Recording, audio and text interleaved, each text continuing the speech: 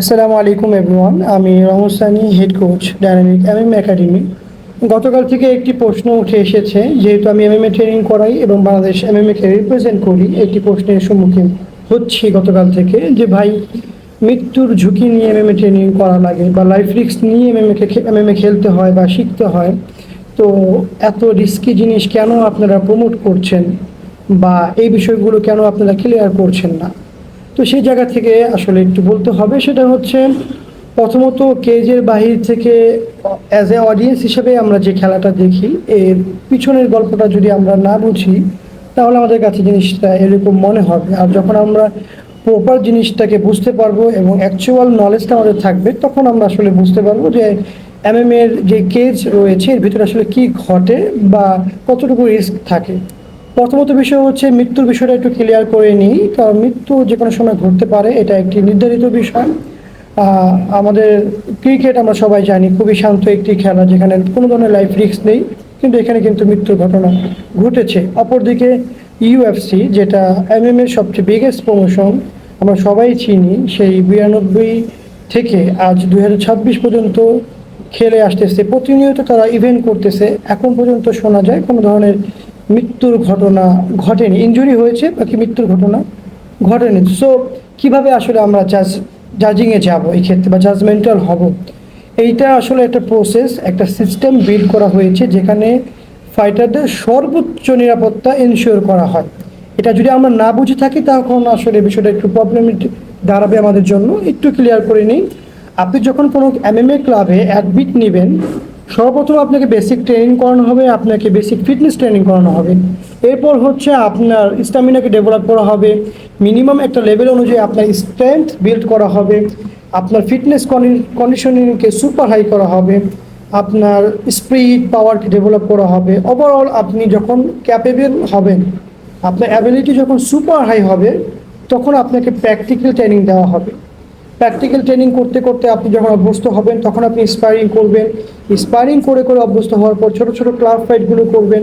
এরপর আপনি হচ্ছে বিভিন্ন প্রমোশনগুলোর মধ্যে আপনি পারফর্ম করবেন। এরপর গিয়ে হচ্ছে আপনি বাইরে বড় ধরনের যে ইভেন্টগুলো রয়েছে, এগুলোর মধ্যে আপনি পার্টিসিপেট করার একটা সুযোগ চলে আসবে। এই যে একটা প্রসেস, এই যে একটা ফিল্টারিং সিস্টেম, এইটাকে যখন ফলো করে আপনি আগে বাড়বেন, আপনি অলরেডি সেই জায়গায় খেলার মতো ক্যাপাবিলিটি তৈরি হবে। আপনি সেই রকম স্কিল, যোগ্যতা বা ফিটনেস কন্ডিশনিং ডেভেলপ করবেন। এখানেই আপনার বড় ধরনের একটি রিস্ক কমে যাবে। কারণ আপনার যে ট্রেনিং মেথড, এমএমএ একটি কম্বাট স্পোর্টস, যেখানে প্রচুর হার্ডওয়ার্ক করা লাগে, অনেক বেশি ডিসিপ্লিন থাকা লাগবে, অনেক বেশি লাইফস্টাইলকে মেনটেন করা লাগবে, অনেক বেশি রাফ অ্যান্ড টাফ মেন্টালিটি থাকা লাগবে, অনেক বেশি কনফিডেন্ট, আত্মবিশ্বাস আপনার থাকা লাগবে, আপনার অনেক বেশি হেলদি লাইফ আপনার মেনটেন করা লাগবে এমএমএ খেলার জন্য। এটা তো অবশ্যই আমাদের জন্য জরুরি। এই খেলার মাধ্যমে এইটা ডেভেলপ হবে বিধায় আমরা এমএমএকে আসলে প্রমোট করি। আর লাইফ রিস্কের জায়গাটা এটা রুলস রেজুলেশনের মাধ্যমে সর্বোচ্চ নিরাপত্তা এনশিওর করা হয়েছে। প্রথমত হচ্ছে, আমরা যদি খেলার রুলসটাকে দেখি বা খেলার নিয়মটাকে আমরা একটু বোঝার ট্রাই করি। এখানে 3 মিনিট করে রাউন্ড দেওয়া হয় প্রথমত, পরবর্তীতে 5 মিনিট সময়ও যায়। আমি 3 মিনিট নিয়ে আলোচনা করি। 3 মিনিট করে 3 রাউন্ড খেলা হয়। এর মধ্যে অনেক রুলস রেগুলেশন আপনার মেনটেন করা হয়। গড়িয়েন্সে মারা যাবে না, ব্যাক সাইডে মারা যাবে না, মাথার পিছনে মারা যাবে না, বিভিন্ন ধরনের স্ট্রাইক করা যায় না, বা গ্রাউন্ডে থাকা অবস্থায় কিক করা যাচ্ছে না, ছোটো ছোটো অঙ্গগুলোকে ম্যানিপুলেট করা যাচ্ছে না। সাবমিশনের ক্ষেত্রেও রুলস রেগুলেশন রয়েছে। আর এমএমএ কিন্তু অন্যান্য আদার্স কম্বাট স্পোর্টস থেকে নিরাপত্তা আরও বেশি, কারণ অ্যাটাকিংয়ের টার্গেট পয়েন্ট অনেক বেশি। আপনি ফেসে মারতে পারেন, কখনো কিক করবেন, কখনো আপনি গ্রাপলিংয়ে যাবেন, কখনো সাবমিশনে ট্রাই করবেন। এই যে ভেরিয়েশনগুলো চলে আসে, এটা কিন্তু আপনার রিস্কটাকে কমিয়ে দেয় অন্য অন্য কম্বাট স্পোর্টস থেকে। এমএমএতে তুলনামূলক রিস্ক কিন্তু কম, ঠিক এই কারণেই। এর পাশাপাশি আপনি যখন খেলবেন, আপনার খেলার মাঝখানে রেফারি রয়েছে, যিনি কিনা আপনার নিরাপত্তাকে এনশিওর করবে। আপনি একবার নকডাউনের পর 2 থেকে 1টা ক্লিন ল্যান্ডিং পাঁচ হলেই কিন্তু রেফারি নর্মালি খেলা স্টপ করে দেয়, আপনার অবস্থাগুলো বুঝে। এবং রেফারিরা ওয়েল ট্রেন থাকে এখানে। আপনার রিংয়ের বাইরে আপনার কর্নারম্যান আপনাকে পর্যবেক্ষণে রাখছেন, আপনার কোচ আপনাকে পর্যবেক্ষণে রেখেছে, আপনার কোচেরও কিন্তু সক্ষমতা রয়েছে সাদা রুমাল ছুঁড়ে দেওয়ার মাধ্যমে খেলাটাকে স্টপ করে দেওয়ার। এর বাইরে কমিশন বোর্ড রয়েছে, প্রমোশন থেকে অবজার্ভ করা হচ্ছে, সব কিছু মিলিয়ে একটি খেলাকে কিন্তু অনেক বেশি কন্ট্রোল করা হয়, যেটা আমরা যারা অডিয়েন্স আছি আমরা বাইরে থেকে দেখি না।